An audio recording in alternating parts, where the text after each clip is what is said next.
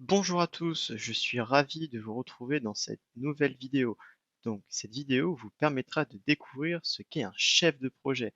Nous y aborderons également les compétences qu'il doit avoir ou développer, son référentiel en termes de vocabulaire et bien sûr son cursus, les certifications qui me semblent intéressantes. Je me permets de le préciser, ces éléments sont basés sur mon expérience, c'est donc un avis purement subjectif.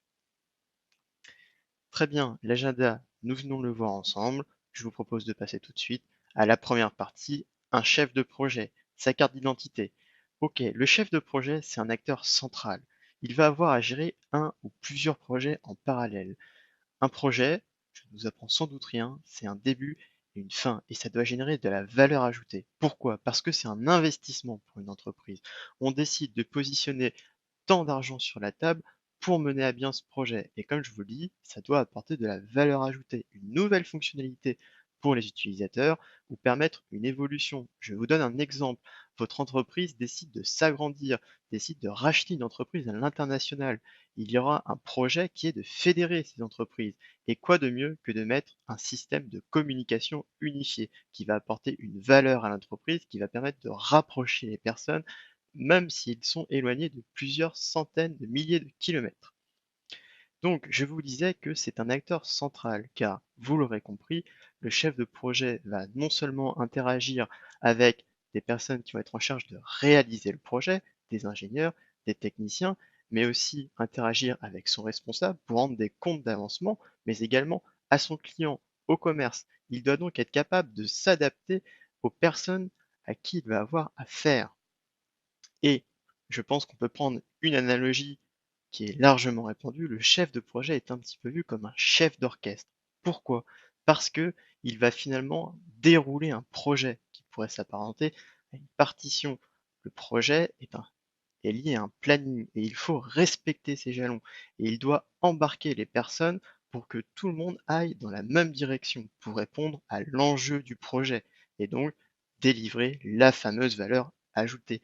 Les musiciens pourraient s'apparenter aux ressources, aux personnes qui vont réaliser le projet, qui vont donc réaliser les actions, les notes pour faire avancer le projet.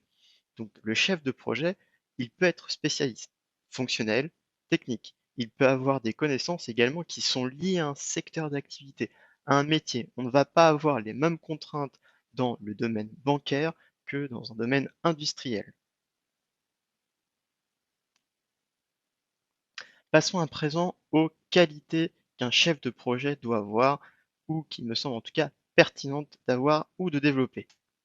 Tout d'abord, c'est l'organisation, la rigueur. Et oui, c'est lui le chef d'orchestre. Il doit donc être clair sur ce qu'il demande, mais aussi s'assurer d'anticiper, c'est-à-dire qu'il a une vision claire de ce que doit être le futur. Il doit être un excellent communicant.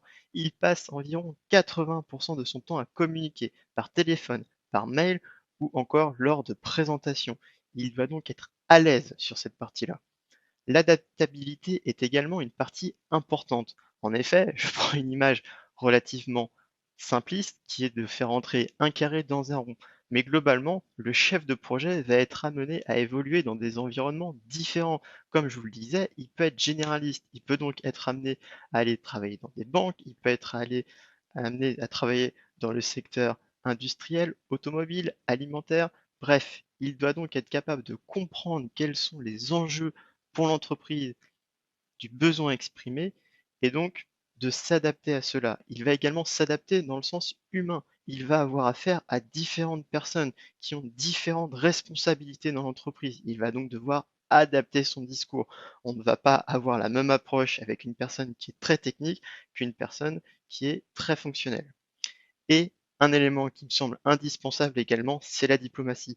Un projet n'est jamais figé, il y aura toujours des alternatives. On imagine un chemin et on va devoir en créer un autre. Et ça fait partie des qualités d'un chef de projet. Il doit savoir négocier avec ses collègues, avec son client, pour trouver un juste milieu et pouvoir avancer ensemble.